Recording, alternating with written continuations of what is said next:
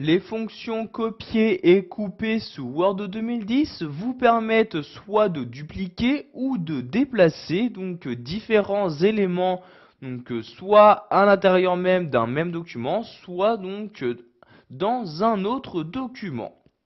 Pour commencer, nous allons voir comment utiliser la fonctionnalité copier.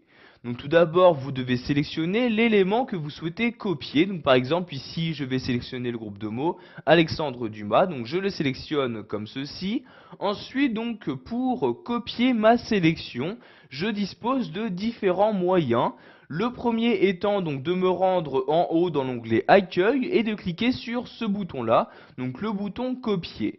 Je clique donc dessus et maintenant que mon texte est copié, il est donc enregistré dans le presse-papier et je vais donc pouvoir exploiter cette copie autant de fois que je le souhaite.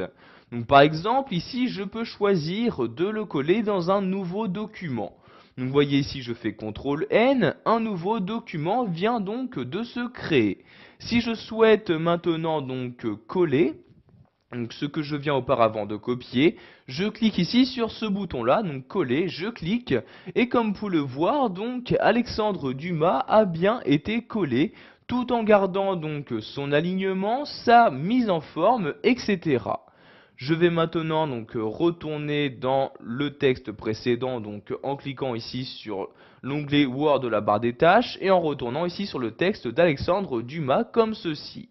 Nous allons également voir qu'il est possible de copier une image, donc par exemple celle-ci. Donc pour ce faire, je dois tout d'abord la sélectionner. Donc pour copier, je peux également faire un clic droit sur ma sélection et cliquer ici sur copier, ou je peux encore utiliser un raccourci clavier. Donc vous voyez ici, je sélectionne mon image et le raccourci clavier pour copier un élément est CTRL C. Donc vous appuyez sur ces deux touches en même temps, l'image ici va donc être copiée. Nous allons donc voir comment la coller dans l'autre document. Donc je clique ici sur l'onglet de la barre des tâches et je me rends sur l'autre document.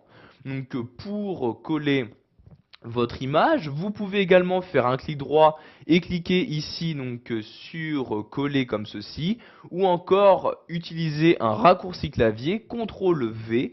Donc je fais CTRL V à l'aide de mon clavier et vous pouvez voir que l'image auparavant copiée a bien été collée à l'endroit où se trouvait mon curseur.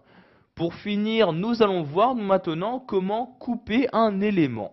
Donc ici je vais me rendre de nouveau dans le texte d'Alexandre Dumas comme ceci et nous allons toujours prendre ici cette photographie. Donc, pour la couper, je dispose de différents moyens. Je peux soit utiliser cet outil présent dans l'onglet Accueil, je peux également utiliser le raccourci CTRL X ou encore faire un clic droit sur ma sélection et cliquer ici sur Couper comme ceci. Donc à l'inverse de copier, vous allez voir maintenant que l'élément que vous avez coupé a disparu. Donc, vous voyez ici l'image a bien disparu de mon texte. En effet la fonctionnalité couper vous permettra ici de déplacer un élément et non pas le dupliquer.